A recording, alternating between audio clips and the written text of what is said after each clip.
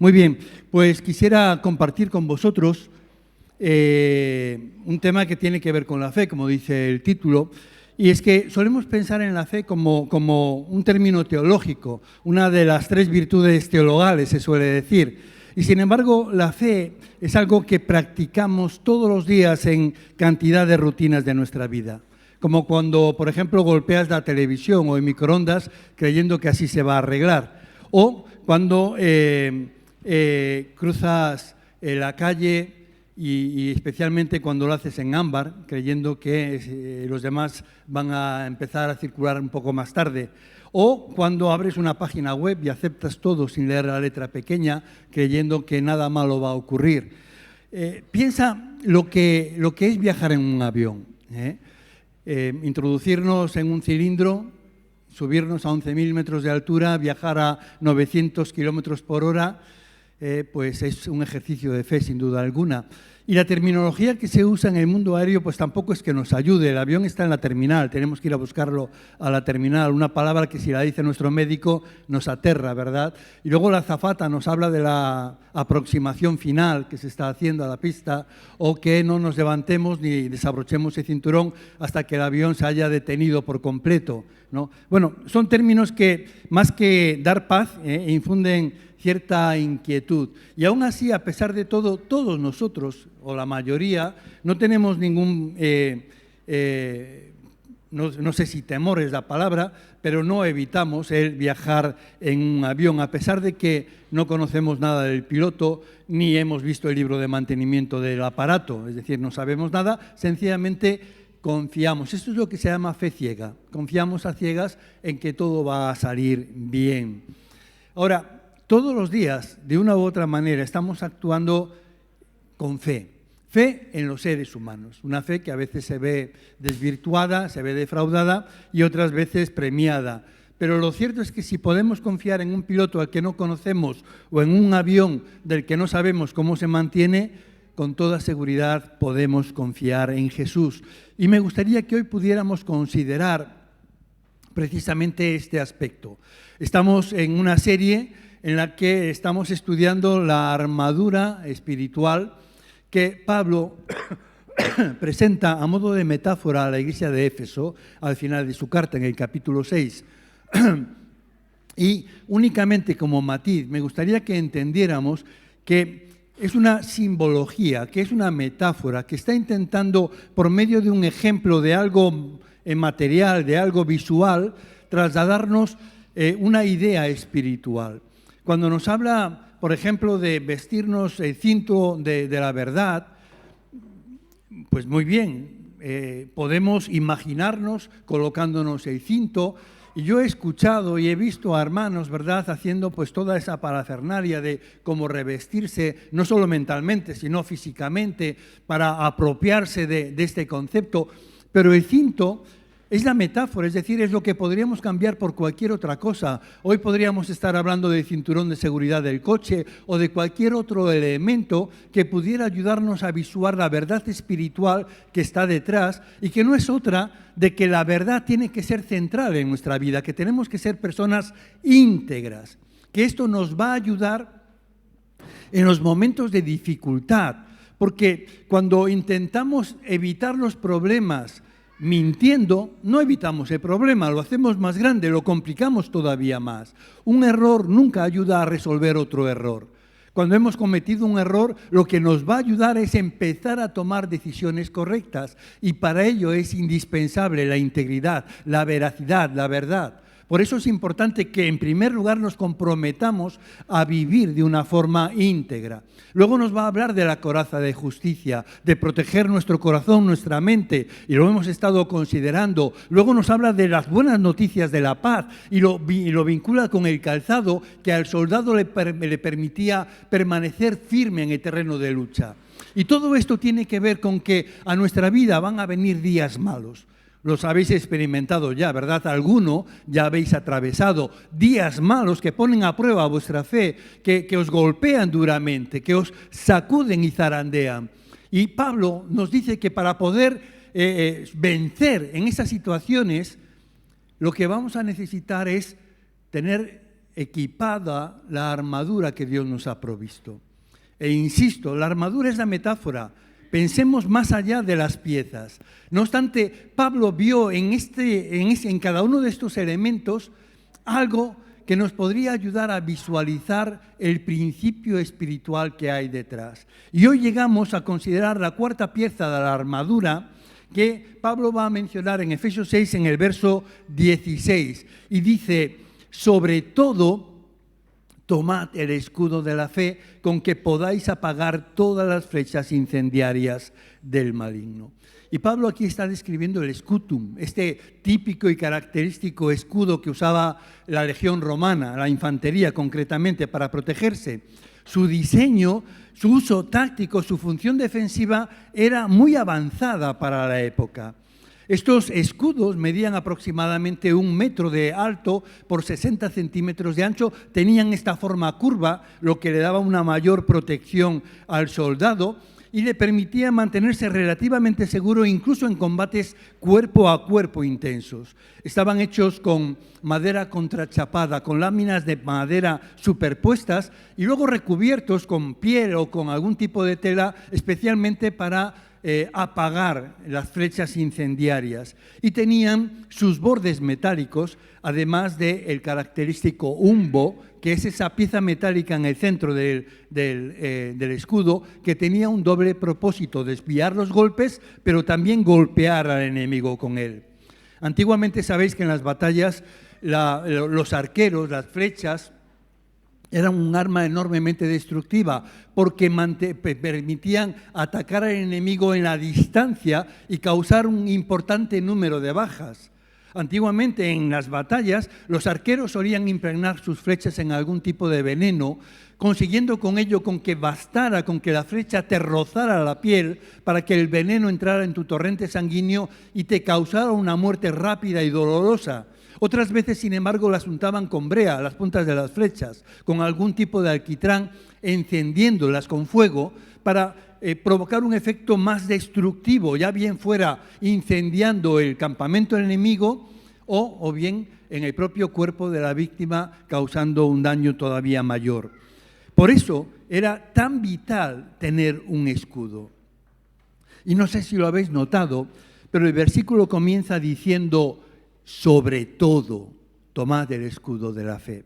Y la expresión sobre todo es una locución adverbial, que indica prioridad o importancia superior de algo dentro de un conjunto de elementos. Se podría traducir como principalmente, especialmente o más que ninguna otra cosa. La idea que subyace aquí, si lo estamos entendiendo, es que Pablo nos dice: mira, si tuviéramos que escoger solo una cosa de toda la armadura, lo más importante, lo prioritario, aquello a lo que le debes de prestar mayor atención, es a tomar el escudo de la fe. ¿Por qué? ¿Por qué esa prioridad? ¿Por qué esa importancia sobre todo lo que ya hemos considerado y lo que luego va a venir a posteriori? No solo porque el justo vivirá por la fe, no solo porque sin fe es imposible agradar a Dios, sino y especialmente porque desde el principio Satanás ha procurado que el hombre dudara de Dios. Lo hizo en el Edén y lo ha repetido con éxito desde entonces y hasta hoy. Por eso la fe es clave en medio de esta guerra espiritual que estamos enfrentando para poder permanecer firmes, para poder salir victoriosos, para no caer víctimas de las dudas. De todas las piezas de la armadura, esta es la única a la que se le da un propósito específico. Pablo nos dice que el objetivo del escudo de la fe es protegernos de todas las flechas incendiarias del maligno, para evitar que lleguen a nuestro corazón, a nuestra mente.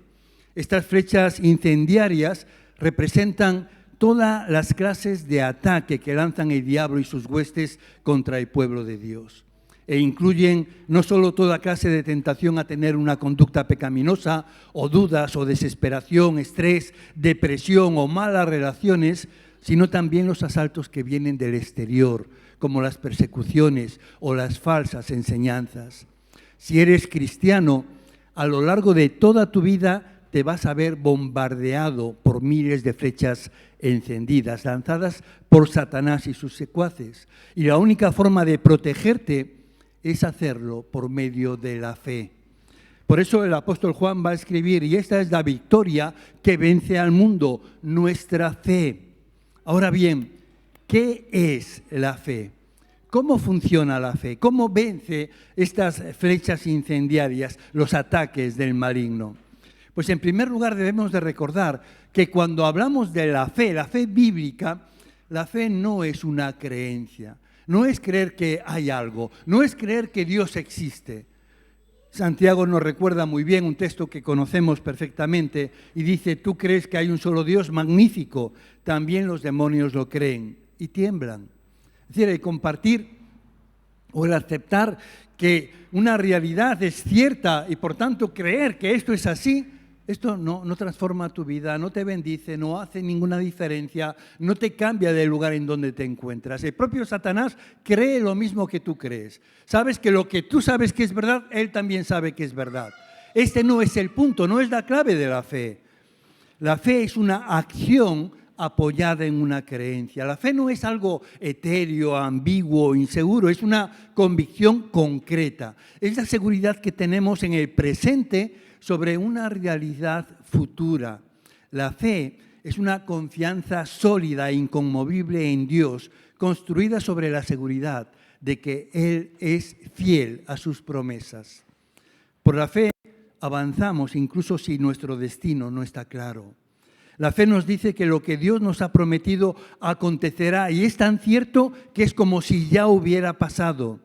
La fe trata las cosas que esperamos como realidades. Esta es precisamente la descripción que nos da el autor de Hebreos en el capítulo 11, cuando dice, ahora bien, la fe es tener confianza en lo que esperamos, es tener certeza de lo que no vemos. Martin Luther King dijo, la fe es tomar el primer paso cuando aún no vemos toda la escalera. Y confiar no es fácil. Es mucho más fácil caminar por vista que caminar por fe. Tiene sentido que caminemos por vista porque queremos ver hacia dónde vamos antes de empezar a caminar.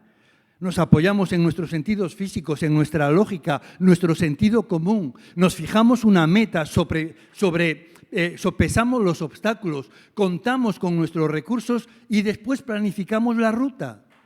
¿No es así como actuamos comúnmente? Pero mira, si este es el modus operandi de tu vida cristiana, presta mucha atención a lo que te voy a decir. Si lo que Dios te pide que hagas siempre te parece lógico y lleno de sentido, tiene todo el sentido, es muy probable que no sea Dios a quien estás escuchando. Proverbios nos dice, confía en el Señor de todo tu corazón y no te apoyes en tu propia inteligencia. Reconócelo en todos tus caminos y Él enderezará tus sendas. La parte más difícil de mi caminar en fe sigue siendo precisamente la de no apoyarme en mi propia inteligencia, en mi prudencia, en mi entendimiento. Y sospecho que también es la parte más difícil de tu propio caminar en fe. La fe no es lógica, pero tampoco es ilógica, es teológica. Sencillamente lo que hace es introducir a Dios en la ecuación. En Hebreos 11 encontramos una inspiradora lista de personas que destacaron por su fe en Dios. Y aunque no pudieron ver la meta, sabían que estaba allí. La fe de ellos los movió a actuar incluso en circunstancias inciertas y temibles. Fueron gente capaz de tomar riesgos, de romper moldes, de sacudir sistemas y sobre todo fueron gente capaz de caminar por fe.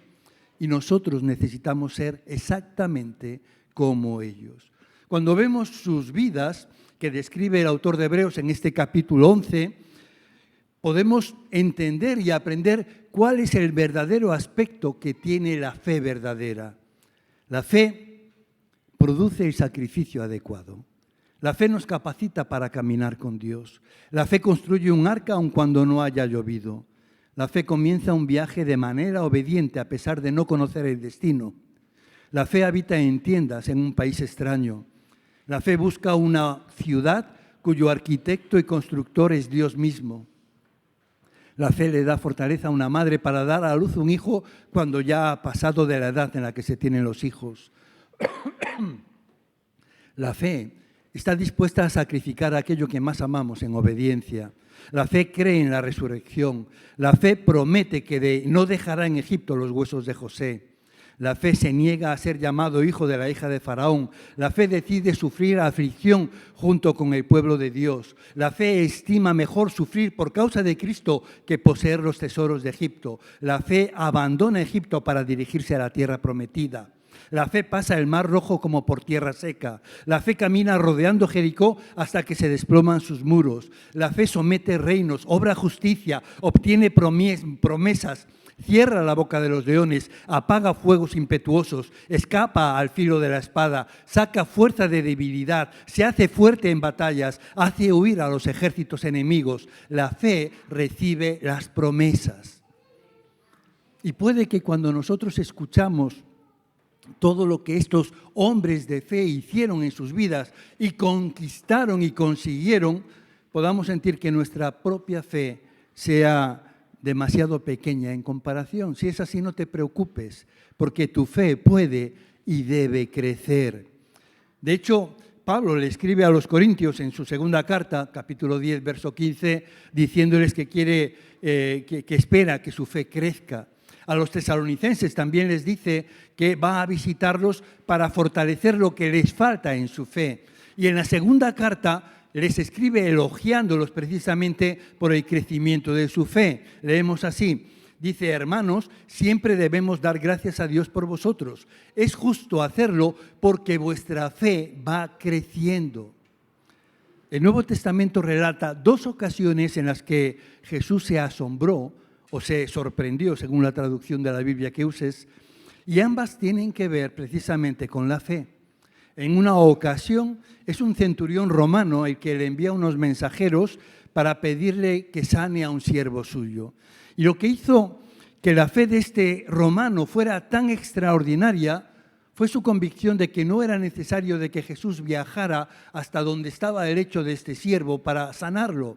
Bastaba con que él diera una palabra, conocía la autoridad que había en él, y él decía: basta con que tú digas una palabra y mi siervo sanará. Y Jesús se sorprendió ante aquel gentil del que no habría podido nadie esperar que hubiera fe, porque era una persona ajena al pacto, fuera del pueblo de Dios, ajeno a las promesas, excluido de las promesas de Dios. Y sin embargo, expresó una fe asombrosa en el poder de su palabra. Y la segunda vez que Jesús se sintió asombrado o sorprendido por algo relativo a la fe fue por la ausencia de la fe. Cuando va a Nazaret, el pueblo donde él se crió, donde todos le conocían desde niño, donde habría de esperarse que encontrara la fe porque era su pueblo, porque le conocían, y nos dice Marcos que él se quedó asombrado por la falta de fe de ellos. Y podemos entender por qué se asombró, porque los que habrían de tener fe no la tenían, mientras que aquellos de quienes no se podía esperar que tuvieran fe alguna, sí la tenían. Si queremos asombrar a Jesús, es un buen comienzo el tener fe en Él. Y si queremos vencer nuestros temores, nuestras debilidades, necesitamos fortalecer nuestra fe y nuestra confianza en el Señor. Por eso me gustaría compartir con vosotros 3 estrategias que te ayudarán a crecer en tu fe. Y quiero darle a esta última parte del mensaje un aspecto mucho más práctico. Y decirte que, en primer lugar, la fe crece al escuchar la palabra de Dios. El apóstol Pablo nos dice, escribiendo a los romanos en el capítulo 10, verso 17, así que la fe viene como resultado de oír el mensaje, y el mensaje que se oye es la palabra de Cristo. Con esto no quiso decir que todos los que oigan la palabra de Dios se van a convertir en creyentes, sino que esa fe no puede existir a menos que haya un mensaje sobre la realidad de quién es verdaderamente Dios, qué es lo que Él ha hecho y qué es lo que Él ha prometido hacer. De hecho, comienza el pasaje hablando de que todo aquel que invoque el nombre del Señor será salvo. Pero ¿cómo invocarán a aquel de quien no han oído? No es posible tener fe si uno no conoce la historia de Dios. ¿Quién es? ¿Qué es lo que ha hecho? ¿Qué es lo que ha prometido hacer? Por eso es necesario que se predique este mensaje. Es necesario que alguien vaya y que comparta el mensaje y que al oír el mensaje la gente pueda depositar su fe en Jesús. Y Pablo está identificando aquí una necesidad crítica en la vida de los cristianos, la fe que es generada por el hecho de escuchar la palabra de Dios. Y esta es una poderosa razón para que convirtamos nuestra asistencia a la iglesia en una prioridad. Si nos perdemos la predicación de la palabra, nos estaremos perdiendo un catalizador usado por Dios para hacer que crezca nuestra fe. Y sí, es verdad que hoy tú puedes escuchar al predicador que tú quieras por internet, que puedes estar escuchando 100 mensajes el domingo en tu casa sin salir de ella.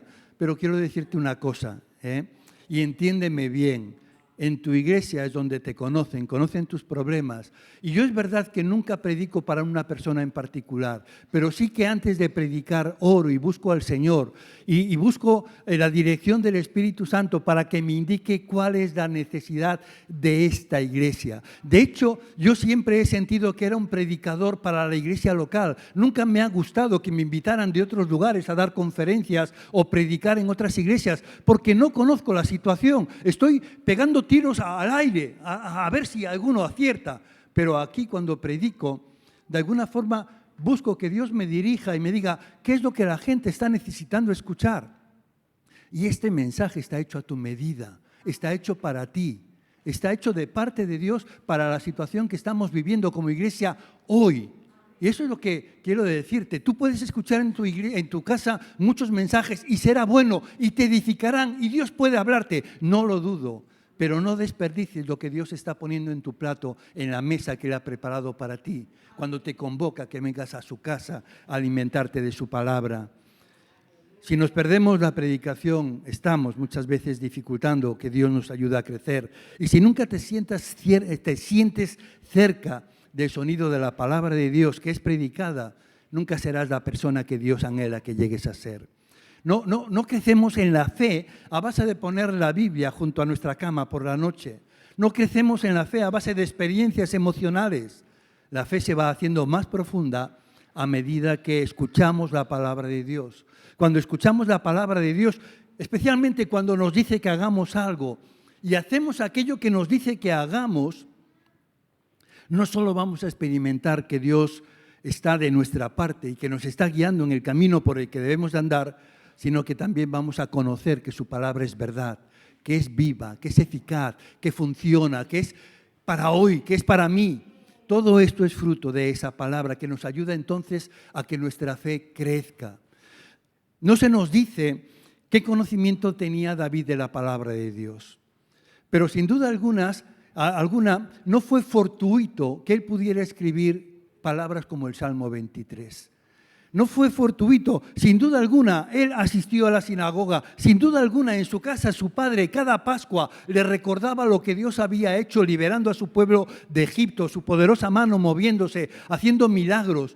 Sin duda alguna, porque en todas las familias de Israel esto se repetía constantemente y tenían la obligación de tener la ley escrita en el dintel de la puerta de sus casas y al entrar y al salir la tocaban, ¿verdad? Y la palabra les instruía en la calle, al entrar, al salir, al caminar, el repetir esta palabra a sus hijos. Así que no tengo ninguna duda de que David era un profundo conocedor de la palabra de Dios. ¿Y sabes por qué creo que por qué no tengo dudas de que él era conocedor de la palabra?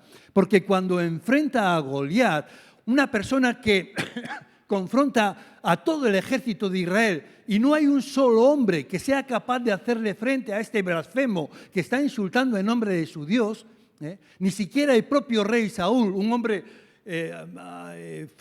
fuerte, con buen aspecto, también pues capacitado, no hay nadie. Él enfrenta a este hombre lleno de confianza, diciendo: el Señor que me ha librado de las garras de los leones y de osos, también me librará de este filisteo. Lo hace lleno de fe, porque él conoce quién es Dios. Dice Daniel, y os anticipo ya que este va a ser el lema del próximo año. Estamos trabajando en él y estamos sintiendo de parte del Señor que Él nos está guiando para esto. Daniel 11:32, el pueblo que conoce a su Dios se esforzará y actuará. Es el pueblo que conoce a Dios, que sabe quién es Dios, el que es capaz de enfrentar a los gigantes. El que no conoce a Dios se va a estar agachado en la trinchera porque no sabe lo que Dios es capaz de hacer. Pero el que sabe que Dios es capaz de cerrar la boca de los leones, de darle a un muchacho victoria sobre los osos, Él también puede hacerle vencedor sobre cualquier gigante. El pueblo que conoce a su Dios se esforzará y actuará. En segundo lugar, la fe crece con los problemas. Y esto es un conflicto, porque ninguno de nosotros quiere problemas. Queremos tener relaciones felices, un trabajo donde ganemos bien y nos sintamos realizados, una buena salud, hijos obedientes. Y los problemas impiden que haya todo esto, ¿no es cierto? Nos golpean como tormentas, traen consigo oleadas de temor y turbación. Pero también los problemas nos llevan al Señor y nos enseñan a apoyarnos en Él. Hacen crecer nuestra seguridad en la realidad de Dios y en su participación en nuestras vidas. Eso es lo que escribió el pastor Tim Keller en su último libro que habla acerca del dolor. Y dice, los creyentes comprenden muchas verdades doctrinales en su mente, pero esas verdades raras veces viajan hasta el corazón, a menos que sea por medio de la desilusión, el fracaso y la pérdida.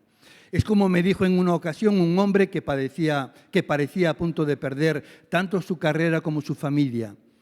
En principio, dice este hombre, yo siempre supe que Jesús es todo lo que necesitaba para salir adelante. Sin embargo, uno nunca sabe en realidad que Jesús es todo lo que necesita hasta que Jesús es todo lo que tiene.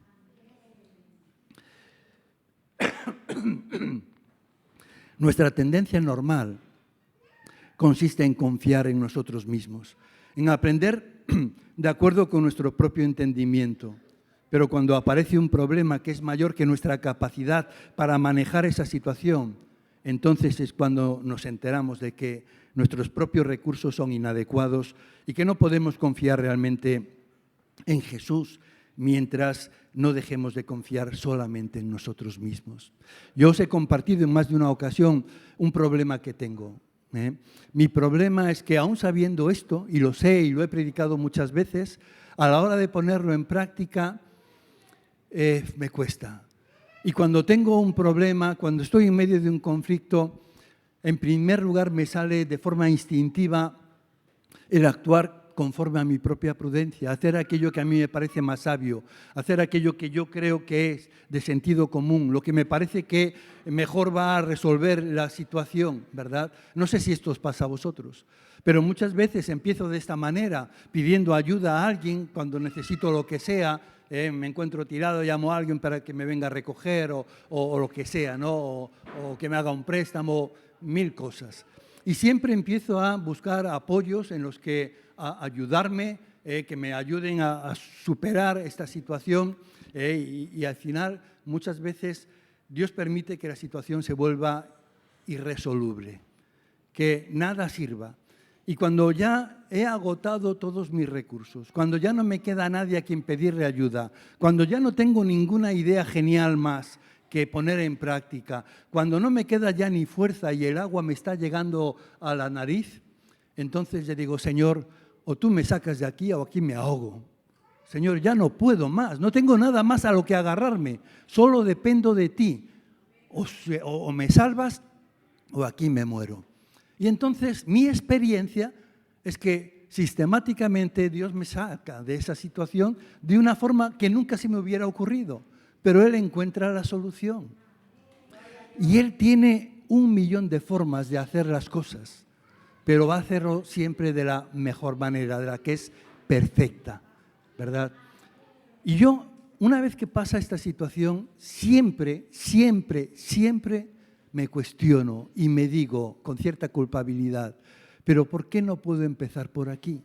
¿Por qué no puedo empezar rindiéndome al Señor y diciéndole, lo pongo en tus manos? Lo hago, es decir, hacerlo hago, entendedme, me pongo a orar y le pongo el problema en sus manos, sí, pero después empiezo a llamar, empiezo a buscar, empiezo a hacer.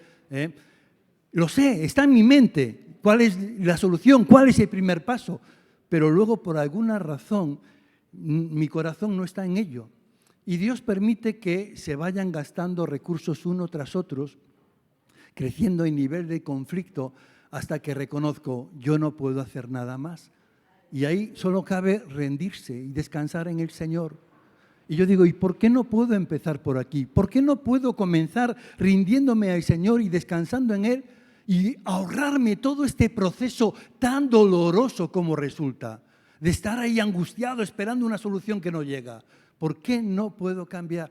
No lo sé, no he descubierto, no tengo una respuesta. Entiendo que debo de ser muy cabezón y que Dios, la forma que tiene de trabajar conmigo es llevarme por este camino hasta que al final sea consciente de que Dios es lo único que necesito. Pero la única forma en la que llego a saber que Dios es lo único que necesito es cuando Dios es lo único que tengo. Ya no tengo nada más que Él. Dios usa nuestros problemas para hacer más profunda nuestra fe en Él. Las situaciones más desafiantes y temibles pueden ser nuestras mejores oportunidades para darnos cuenta precisamente de nuestras debilidades y de la fortaleza de Dios. Generalmente es verdad que nos acercamos a Jesús muchas veces como nuestro último recurso en lugar de nuestro primer recurso. Lo maravilloso es que por su amor y por su gracia Jesús nos acepta en cualquier momento que acudimos a Él. Aunque sea después de haberle ignorado durante tanto tiempo, aunque sea después de haber buscado ayuda en otros en lugar de buscarla en Él, aunque sea cuando ya es nuestra última opción. Él no se siente ofendido y digo, claro, ahora cuando ya no te queda nada, vienes a mí. No importa, aunque sea en ese momento, Él nos retrata con amor y gracia. Y termino ya con una última idea, y es que la fe crece en comunidad. Volvemos al versículo que está en la base de nuestro mensaje. Dice, sobre todo tomad el escudo de la fe con que podáis apagar todas las flechas incendiarias del maligno. Mirad, con demasiada frecuencia los cristianos modernos hoy en día creen que su vida espiritual es una cuestión individual, que lo importante es mi relación con Dios. Si mi relación con Dios está bien, para ello tengo que hacer lo que tengo que hacer y lo que otros hagan o piensen de mí, pues no me tiene que importar. Pero esta metáfora del escudo es mucho más amplia de lo que tiene que ver con mi relación personal con Dios. De hecho, el escudo romano, para mí, fue una de las claves del asombroso éxito militar romano. Su diseño y especialmente su uso táctico fueron innovadores en la época en la que surgió, en el siglo I antes de Cristo, y le dio al ejército romano una ventaja táctica sobre sus enemigos que terminó resultando decisoria.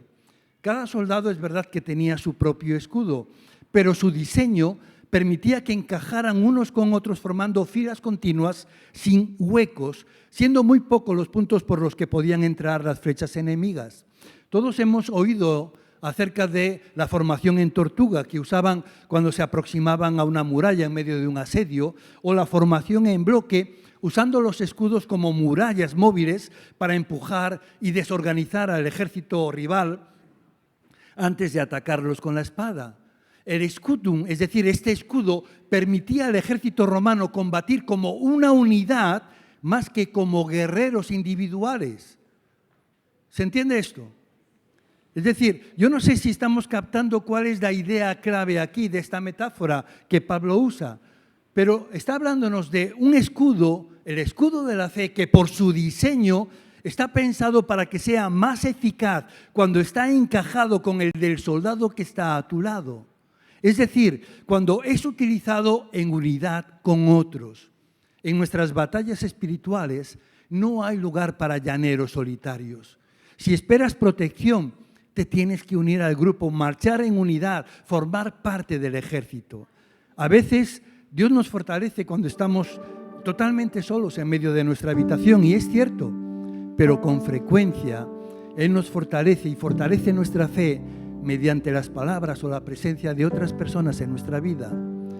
Tú no sabes todo, tú no lo puedes hacer todo, tú no tienes dones para hacer todo, no tienes todos los dones.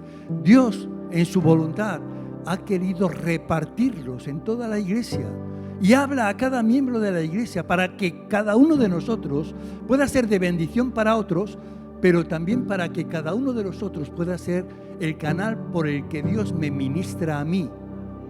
y me da una palabra de sabiduría, o me trata con misericordia, o provee para mis necesidades. Dios, y no sé por qué tenemos a veces esa visión espiritualista de que si yo necesito algo, como que caerá maná del suelo, caerá maná del cielo, ¿verdad? Y entonces, de una forma milagrosa, yo encontraré en mi habitación lo que necesito, o Dios vendrá y un ángel me dirá. Puede que sea la experiencia de alguno, yo no se lo voy a discutir. Lo que es mi experiencia es que en el 99% de las ocasiones, cada vez que Dios ha querido tratar con mi vida, Él ha tomado a un hermano con un don determinado y me ha dado lo que yo necesitaba: consuelo, apoyo, fortaleza, sabiduría. Y lo ha hecho a través de su pueblo. Y yo estoy convencido de que es como quiere tratar también contigo. Dietrich Bonhoeffer lo expresó de esta manera. Dice: los cristianos necesitan otros cristianos que les hablen la palabra de Dios. Los necesitan una y otra vez cuando se llenan de incertidumbre y se sienten descorazonados. Necesitan a otros cristianos que sean portadores y proclamadores de la palabra divina de salvación. La historia de Marcos 2, donde Jesús sana a un paralítico, es un claro ejemplo del poder transformador de la fe compartida. Jesús está enseñando en una casa en Capernaum, ¿recordáis? Y la multitud era tan numerosa que ya no cabía un alma más en aquella casa. El lugar está repleto, la puerta está bloqueada. ¿Cómo un hombre paralítico podría abrirse paso entre toda esa gente para llegar hasta Jesús? Humanamente era imposible. Pero este hombre no estaba solo, tenía 4 amigos que creían con todo su corazón que Jesús podía sanarlo. Y su fe no quedó solo en palabras o en buenas intenciones, se convirtió en acción. Juntos decidieron hacer lo impensable. Subieron al techo, rompieron la barrera física que los separaba de Jesús y con determinación hicieron descender a su amigo justo frente al Maestro.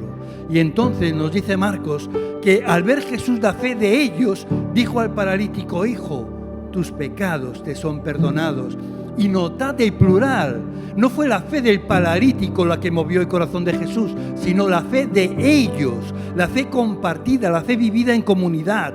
Juntos tejieron una red que fue capaz de sostener a uno que no podía sostenerse por sí mismo. Y ese es el poder de la unidad, la fuerza de una fe que se vive en comunidad. La historia termina con un milagro. Jesús no solo perdona los pecados al paralítico, lo sana físicamente, lo restaura, lo levanta, y todos los que están allí glorifican a Dios. Y eso es lo que sucede cuando la fe se vive en comunidad. No solo una persona es transformada, todos los que están alrededor ven la gloria de Dios. Así que yo te animo hoy a que no camines solo. No creas solo, no pelees solo, únete, ora, comparte, carga, déjate cargar, porque cuando los creyentes unen su fe, los cielos se abren y Jesús actúa.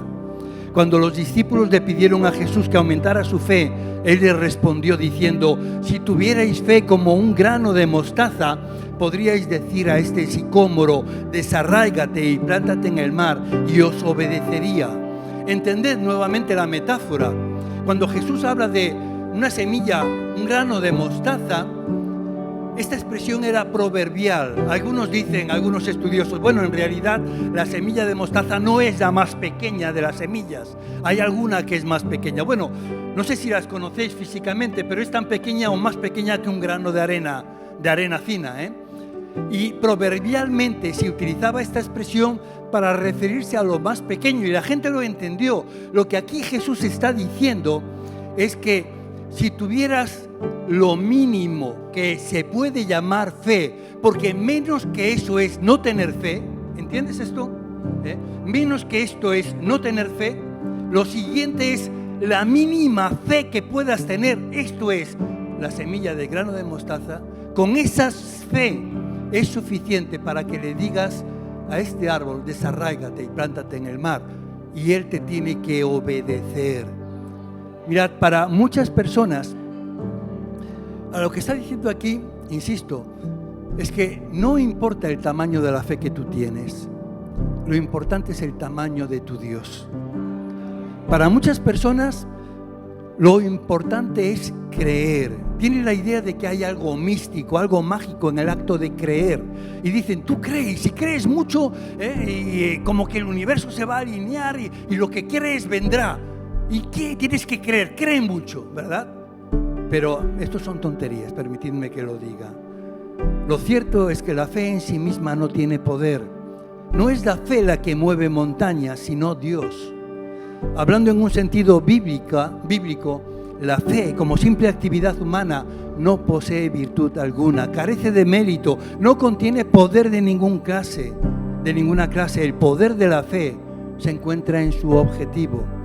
Es significativo que el escritor de Hebreos, después de celebrar la fe de estos creyentes que hemos mencionado en el capítulo 11, comience el capítulo 12 diciendo que fijemos la mirada en Jesús, el iniciador y perfeccionador de nuestra fe.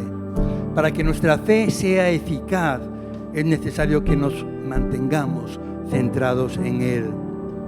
Insisto, no importa lo pequeña e insuficiente que creas que es tu fe, sigue orando, sigue confiando, sigue buscando el rostro del Señor y recuerda que lo que importa no es el tamaño de tu fe, sino su objetivo, nuestro Dios todopoderoso. Cuando dejes de enfocarte en ti mismo para enfocarte en Él, tu fe crecerá, tus temores desaparecerán y nada te será imposible. Y quiero repetir, nada te será imposible, porque esto no lo digo yo. Si lo dijera yo sería pretencioso, pero esto lo dice Jesús. Cuando en el Evangelio de Mateo por 2 ocasiones habla precisamente de la fe como una semilla de mostaza. Y dice que si tuviéramos este tipo de fe, la más mínima, diríamos a los montes que se movieran, se moverían y nada nos sería imposible. Vamos a orar. Padre, y queremos darte gracias, Señor. Gracias porque tú nos has dado todo lo que necesitamos para la vida y la piedad. Gracias porque, Señor, tú estás de nuestra parte y en esta batalla espiritual que enfrentamos no estamos solos. Tú has prometido estar con nosotros todos los días hasta el fin del mundo, pero además nos has equipado para ser más que vencedores en todas estas cosas, Padre. Gracias porque no hay nada que nos pueda separar de tu amor y porque tenemos todos los recursos necesarios para vencer y además tenemos tu presencia con nosotros, tu Espíritu que mora en nosotros. Te damos gracias, Señor, de tal manera que queremos y pedimos como tus discípulos hace 2000 años, aumenta nuestra fe. Señor, queremos de verdad poder confiar en ti y poder decir como el profeta, Señor, que aunque a la higuera no florezca, ni haya vides, ni haya uvas en las vides, Señor, y los labrados no den mantenimiento, y no haya ovejas en las majadas, ni vacas en los corrales, aunque las cosas no sucedan como esperamos, aunque no entienda el porqué de lo que estoy viviendo, Señor, me voy a alegrar en ti, voy a seguir confiando en ti, porque, Señor, no voy a dudar de tu bondad, de tu amor por mí. Quiero apagar toda flecha encendida del enemigo que quiera hacerme dudar acerca de tu amor, de tu bondad por mí. Y yo sé, Señor, en medio de todo lo que estoy viviendo, que tú tienes un plan, que tú tienes un propósito que no solo es agradable y bueno, es perfecto. No hay forma en que lo pueda mejorar, que pueda pensar otra alternativa que pueda superar lo que tú ya has previsto y provisto para mi vida. Y Padre, yo quiero de verdad aprender a andar y estar y vivir en el centro de tu voluntad, cumpliendo tu propósito. Y pedimos, Señor, que nos ayudes, fortalece nuestra fe en el nombre de Jesús. Amén.